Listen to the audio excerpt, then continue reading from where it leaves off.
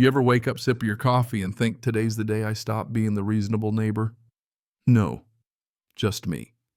Well, buckle up, because you're about to hear how one iced tea thief won HOA on a power trip and a couple of real-life Karens made me rethink the meaning of patience and revenge. Yeah, I've got stories, and the first one's sweet, literally. Let's set the scene early. 2010s, my dad's lunch game was strong. Big old thermos of sweet tea, the kind that could give you a cavity just looking at it. He worked construction, you know, the crowd, tough guys, but soft for a cold drink on a hot day. Except every time lunch rolled around, half his tea was gone. Didn't know if they were using cups or just chugging straight from the thermos. Can't trust anyone when it comes to cold tea, I guess. So one night he's pacing the kitchen muttering, "I've had it with this tea thief. Tomorrow I'm fixing this once and for all."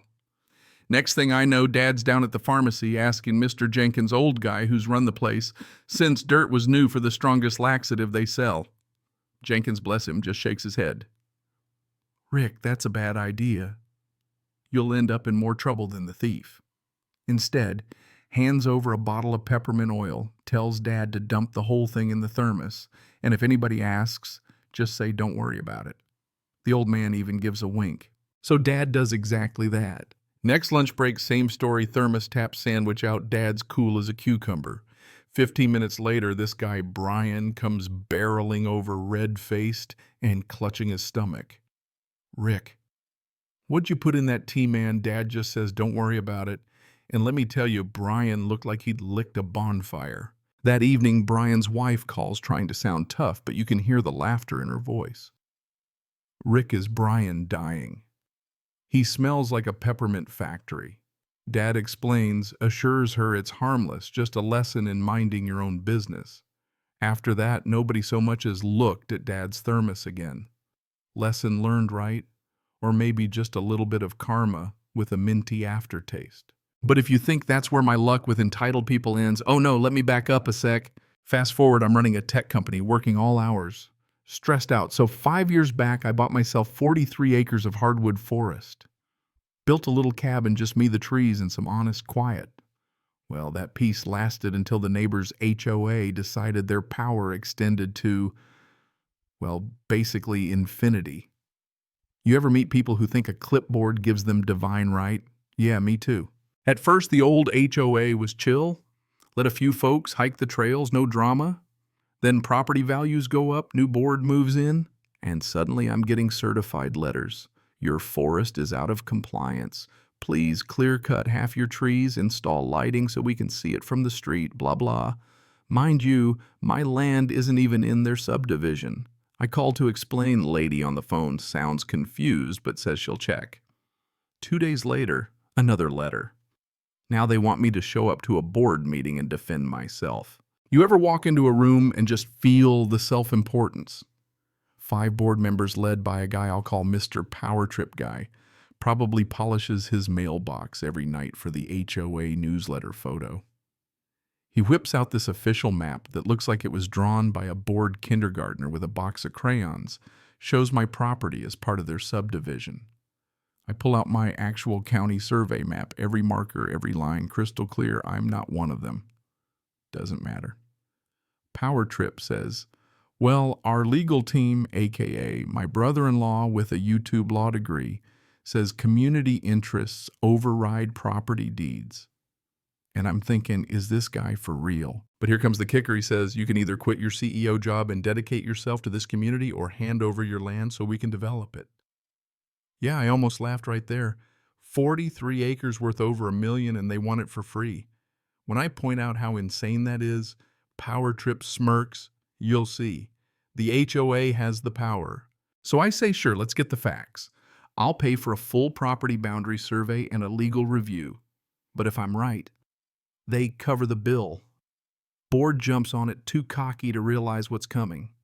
I hire the best surveyor in the state, top real estate attorney, tell him I want every scrap of evidence on the table. 3 weeks go by, surveys in. Not only is my land completely outside their reach, but turns out their whole subdivision was mapped wrong when it was built. A dozen houses, driveways, even their fancy community center half built on land that's not technically theirs. County land, right-of-way, you name it. The HOA had been collecting dues, approving construction, sending out violations, all for properties outside their actual boundaries. You ever watch a room full of self-important people realize they've been dead wrong for years? Faces went from smug to white as a ghost. Power Trip tried to argue, but you can't fight GPS markers and county records. Their entire authority evaporated.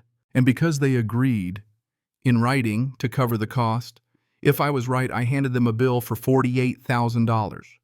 Surveying, legal fees, the whole 9 yards. They tried to back out, but I had the meeting minutes. Lawyers got involved. Lawsuits started flying, families suing the HOA over fees. Folks learning their new pools. And decks were built on county land. Community center had to be partially torn down and rebuilt. Property values tanked, board members resigned in disgrace, and good old Mr. Power Trip, well, let's just say he's a little less powerful these days. Me, still got my job, still got my forest, now with private property signs just in case the new HOA board sent a letter apologizing and basically promising to never bother me again. Sometimes I let the good neighbors hike the trails, but everyone signs a waiver now. And if Power Trip learned anything, who knows? Some people just can't be taught. Let's change gears for a second. You want a little more pettiness? How about the time some folks tried to micromanage my garbage? We bought a new cat tower, 5 cats, that thing took a beating. Torn carpet, cat vomit, missing toys. Retired the old tower to the curb for trash pickup, free to anyone who wanted it. Enter Kevin and Karen, who ring my doorbell not once but twice while I'm working from home. I see them on the Ring camera, but I'm busy, so I ignore them. Finally, I step outside. They're there holding my packages in the cat tower like they own the place. We're interested in the tower, but it needs to be fixed up before we take it, Karen says. Excuse me, it's trash, I tell him. Take it or leave it, but I'm not fixing a thing. Now, can I have my packages? Kevin still won't hand them over, tries to negotiate, keeping the tower on my porch until they can fetch their truck. Not happening. At that moment, my neighbor, grizzled ex-military biker, looks tough, but soft as a teddy bear, rolls up.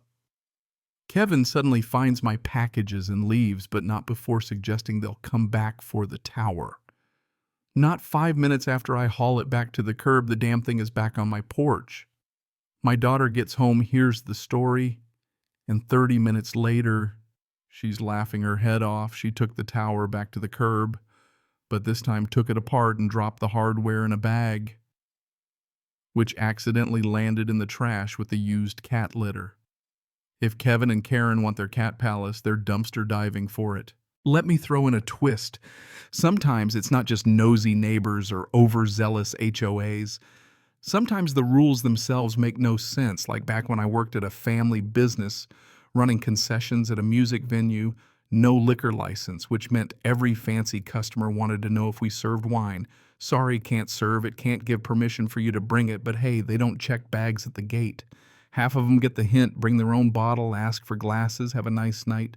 The other half, they scream, threaten, stomp out. It's almost like they enjoy the fight more than the wine. Or the time the Navy tried to make me fudge equipment reports because they didn't have the right thermometer probe for a griddle. Supervisor wanted me to just figure it out. I refused, got written up, but at least I didn't burn the kitchen down. The new guy tried to use the wrong probe, almost melted the griddle hole shop, scrambling to fix it at midnight. Sometimes the dumb rules and the people who enforce them are their own worst enemy. All of this boils down to one thing, whether it's a stolen thermos, a $1 million forest, a trash-picked cat tower, or a stack of pointless rules. Some folks will always try to push you around. Sometimes you got to play along just long enough for them to hang themselves with their own rope. Justice isn't always about courts and lawyers. Sometimes it's just about standing your ground, having the receipts, and letting people get exactly what they ask for. So here's my question for you. Have you ever had a neighbor, boss, or even your own family try to lay claim to something that's yours or push you into a corner with nonsense rules?